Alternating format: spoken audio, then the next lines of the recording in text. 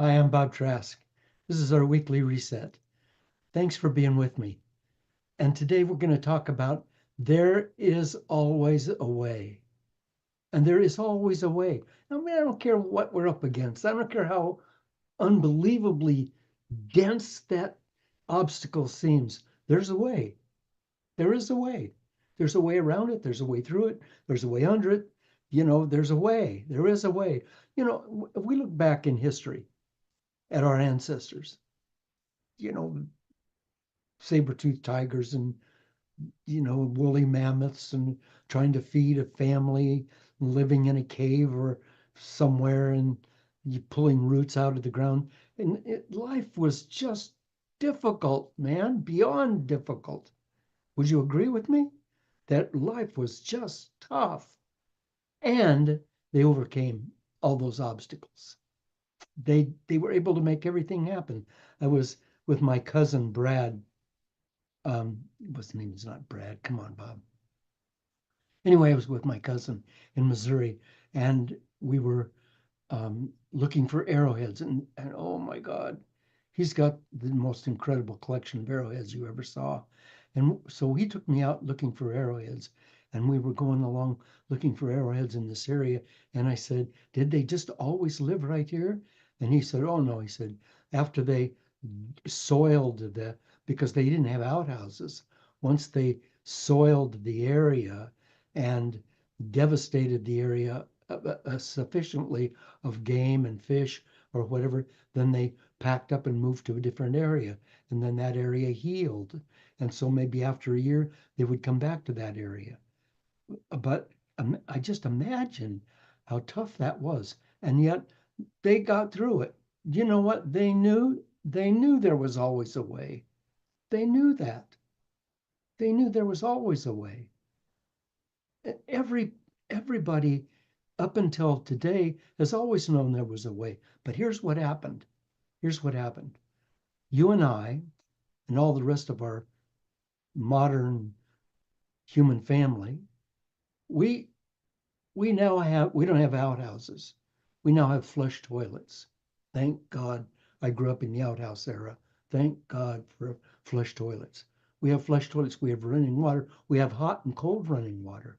We had so we had such a limited amount of hot water in those days that when the bath on Saturday was the tub was filled, and then everybody in turn went into that tub and bathed. And when my turn got in there, the water was just brown. You couldn't see. And my very first invention was a floating soap dish. And you would ask today, why would you have a floating soap dish? Because you'd lose the soap, the life buoy or whatever it was down in the bottom, and you couldn't find it because the water was so filthy. So there's always a way. Our human our human family has always found a way. Always found a way. But now we have, like I said, flushing toilets, we have glass windows, we have cars that go jillion miles an hour, we have grocery stores, we have health insurance, we have insurance, we have paved streets, we have all of this stuff. We have the internet, you and I talking right now on the internet. We have all this stuff going on. And when all this stuff is going on, it's easy to get lazy. It's easy. It's easy for me, easy for you, easy for all of us. We stop thinking about what if it gets really tough? What if it gets really, really tough? Then what do? Well, we're we're pansies compared to our ancestors. We're pansies. We look at difficulties and we're going, oh my gosh, this is so tough. But you have failed, and I have failed enough times that there's this lurking self-doubt that keeps us from reaching for that golden ring we're dreaming about.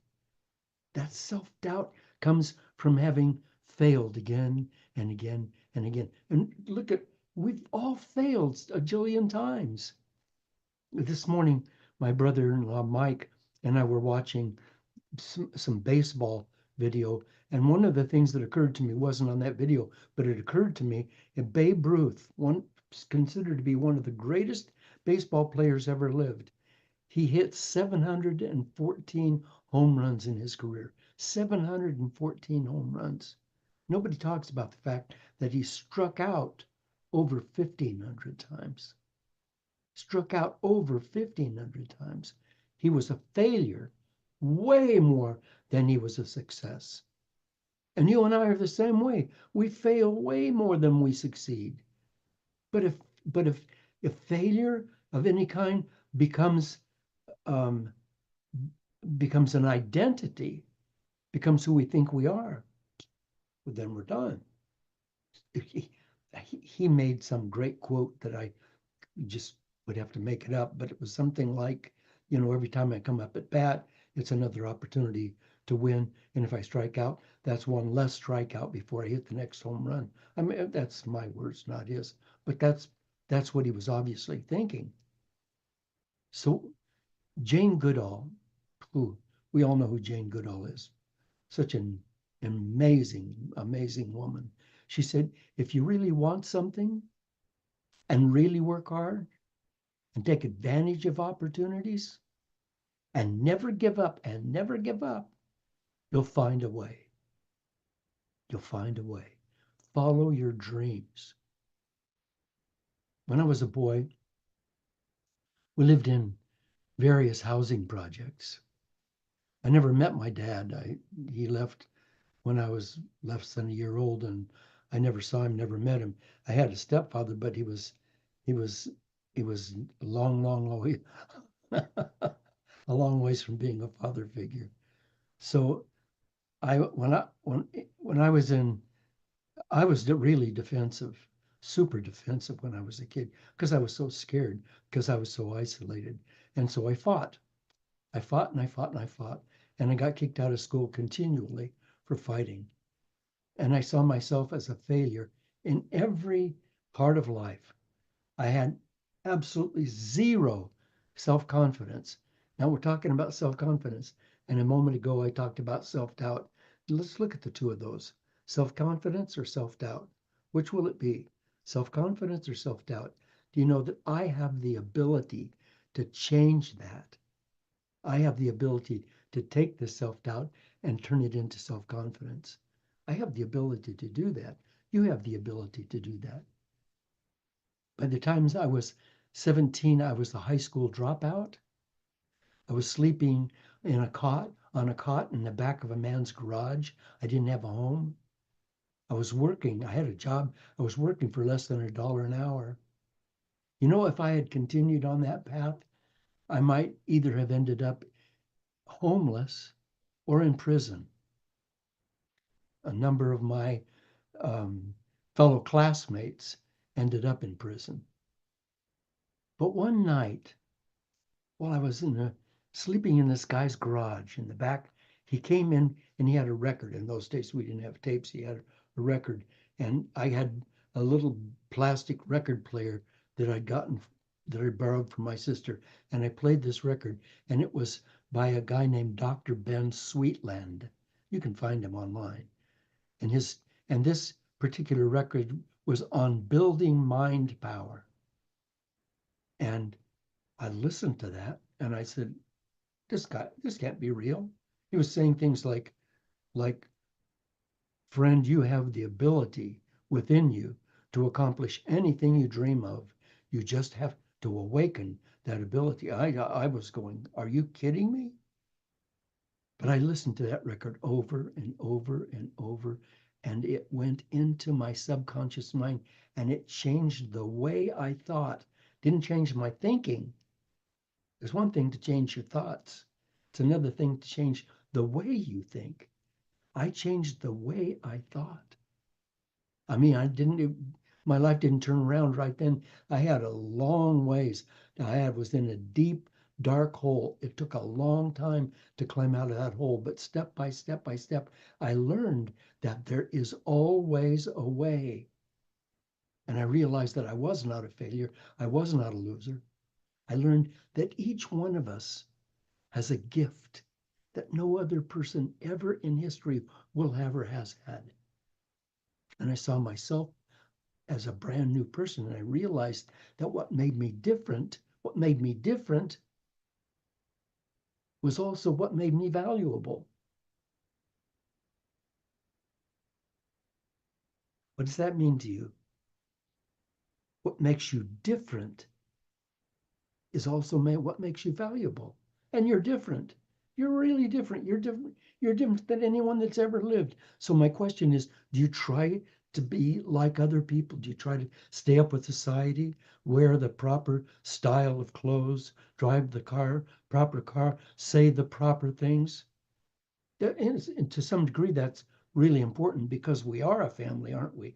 We have to we have to get along. We have to talk to each other and blend with each other and get along with each other. But at the sacrifice of your uniqueness, huh?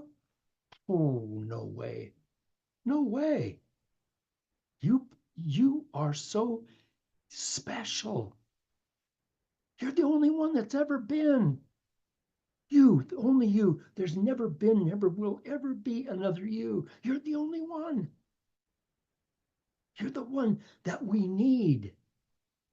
Because in this great puzzle, huge puzzle that is all of nature coming together and fitting together, if you are absolutely true to yourself, then you fit perfectly into the puzzle. If you're not, if you're fighting against that, if you have self-doubt about who you are and what you are, then you don't fit into the puzzle. And if you don't fit into the puzzle, if I don't fit into the puzzle, then I'm powerless. Because my power comes by nature, as does trees and oceans and fish and birds and mountains and snowstorms and all of nature. All of that comes together and fits together because it's part of the program. It's part of this wonderful flow. And you and I have to be part of the flow. We have to be who we are. We have to remember who we truly are. Listen, my dear friend, you don't have to audition for the part. You got it. You don't have to try out to be on our team. You're on our team. We already got you. And your goals are not only possible, but with a tiny mental adjustment, like Dr. Ben Sweetland gave to me, with a tiny mental adjustment, your goals can not only be possible, they can be probable, in arm's reach. Boy, I've proven to myself in my life that no matter how low you start, there is no limit. Your dreams are meant to be fulfilled. That's what you're here for.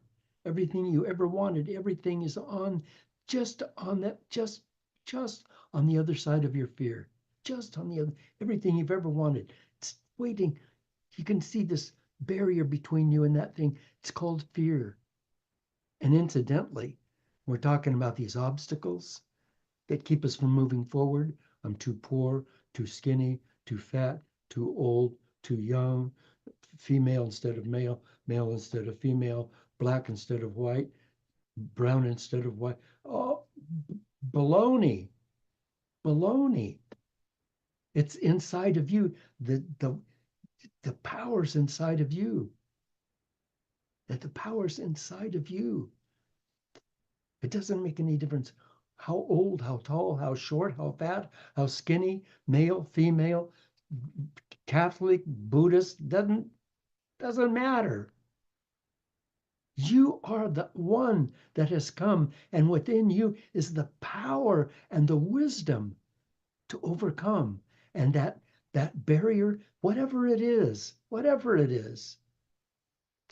you dream of is just the other side of your fear. If you can just believe in yourself and risk, and it's going to take a risk, then that takes courage to expand your self-identity.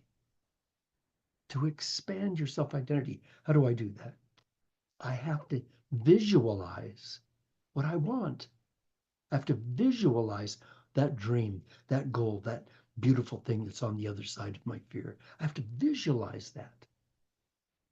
And if I visualize it, if I can hold that vision and not let it go, then comes the time to risk. Then I'm going to expand my comfort zone. I'm going to expand my identity. And I'm going to do that by following my vision. By what? By following that visualization, by not giving up on it, no matter what. Don't give up on it, no matter what, because it'll build within you what? That confidence that you're looking for.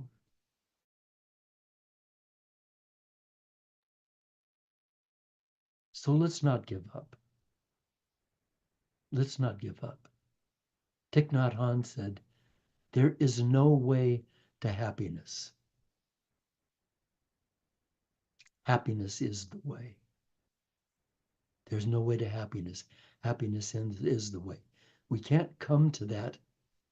We can't come to that challenge in our lives, dragging behind us gunny sacks full of problems and doubts and self-recriminations. Got to drop all that stuff and come naked, naked to my problem.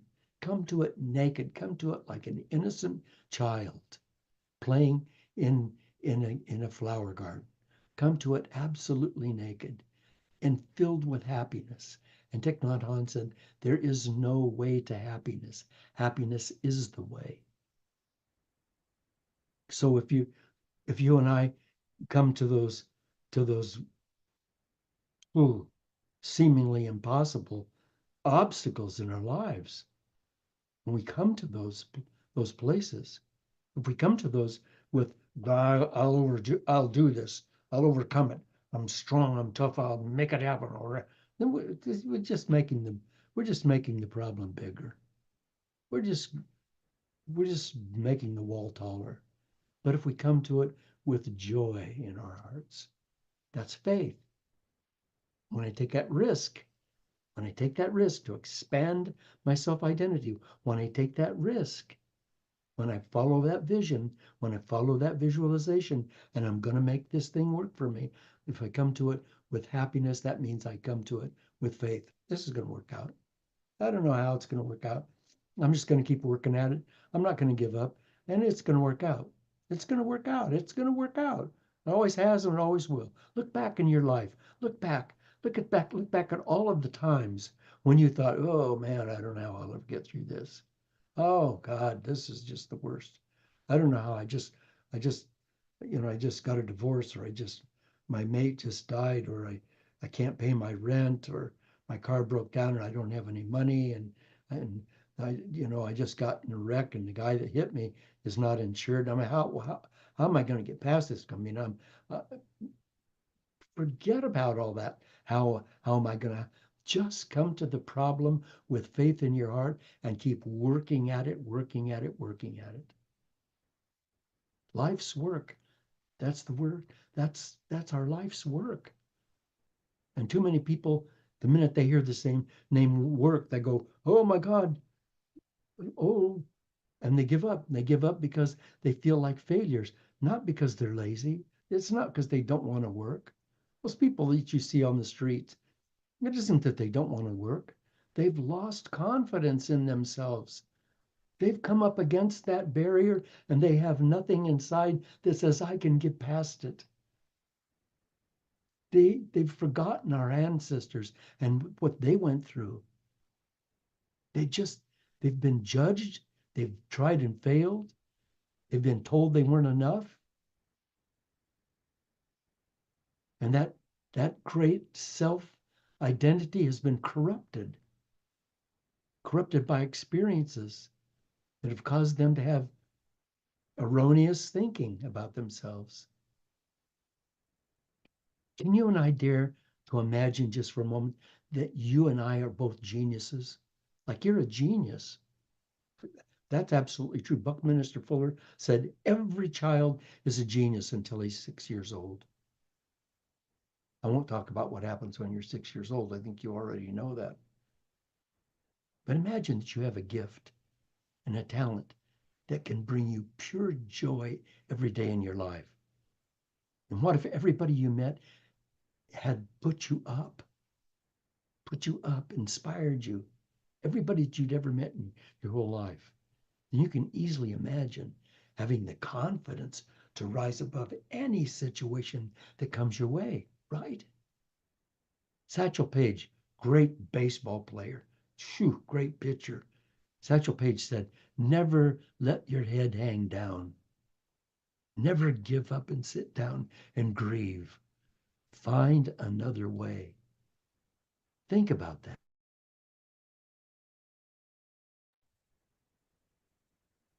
Find another way. Don't give up. So then, can we heal our weakened confidence? Yes, we can. And every time, listen, here's a part of what I've learned in life. Coming from where I came from, I think it's okay to listen to me.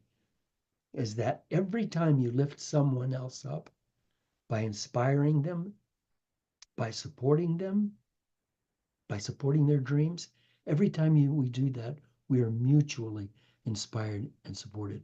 We are mutually lifted up by nature, by this huge flowing being of life that we are part of, lifts us up. And then we become a team. And the truth is, we're all on a team. I mean, I'm on a team, you're on a team. We all have teams. And it's either a winning team or a whining team. I'm either on a winning team or a whining team.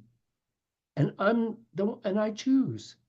There's 8 billion people on the planet. I choose.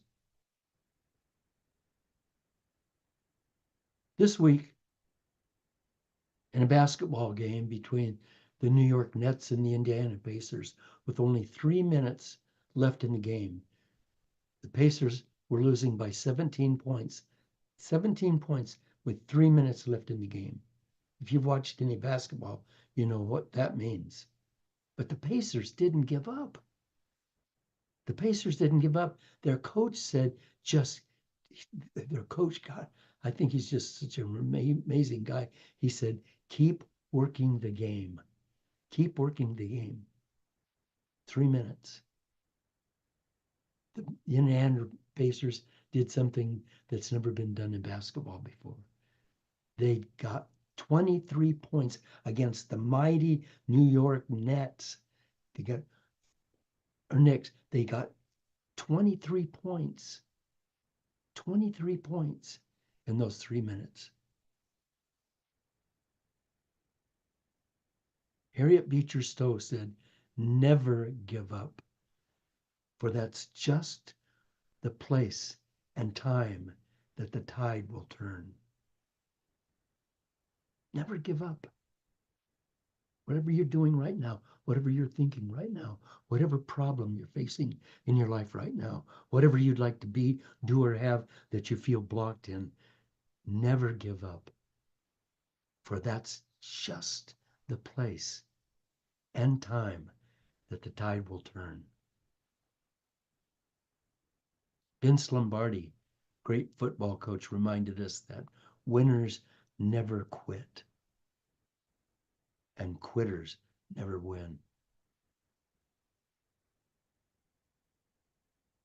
My friend, the world needs each of us right now. Our world can't afford to be less than we came here to be. We can't. The world can't afford it. There's only one thing we have to learn to do, and that's to trust. Trust that there is always a way. I talked earlier about our ancestors. Well, there was a little group of maybe 6 or 8 people living together in a cave or in a little encampment, and they were trying to do whatever they could to hold their little group together, their little family, their little tribe together. Now we are all a tribe. There's 8 billion of us, and there is no separation. We are a tribe. We are one family. And if we keep fighting between us, we're going to destroy ourselves. So what can I do? What can you do? We can get on the ball and let our own lights shine.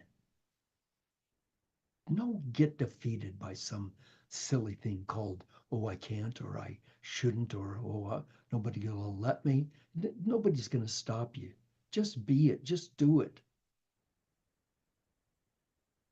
Don't ever let anyone or your own mind tell you that it's hopeless, because it's never hopeless. There is always a way. And I want to finish today by quoting Oprah Winfrey. Oprah Winfrey, who I probably will never get a chance to meet, but she's one of my greatest heroes. She was for many years the richest woman in the world. I think maybe she's second richest woman in the world now. I don't know, maybe it's the same, but the riches don't matter. That's just a report card. The amount of money just is a report card. She said, and I think we need to hear this today, my highest achievement, never shutting down, never shutting my heart down, even in my darkest moments, through sexual abuse, through a pregnancy at 14, lies and betrayals, I remained faithful, hopeful, and open to seeing the best in people, regardless of whether they were showing me their worst. I stayed to believing, open to believing. I stayed open to believing that no matter how hard the climb, there is always a way to let a sliver of light illuminate the path forward.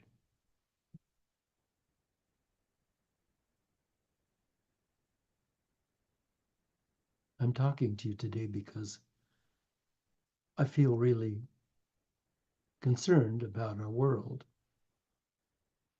and there's so little I can do to overcome the problems in the world. But what if I got a dreaded disease? What if I got some kind of a horrible viral disease that was incurable? And I started spreading it, and I spread it to you, and you spread it to others, and you spread it to others. And what if that isn't a disease? What if that's possibility? What if that's probability? What if that's love? What if that's really love? And I was saying, well, and I was willing to spread it. Then that's my challenge today. To be to be all that I can be, and to be all of who I came here to be, and to not let anything stand between me and my vision. And I ask you to join me in that today. Thank you. Please stop by bobtrask.com and leave a donation. I'd so appreciate it if you do. And I will see you next week.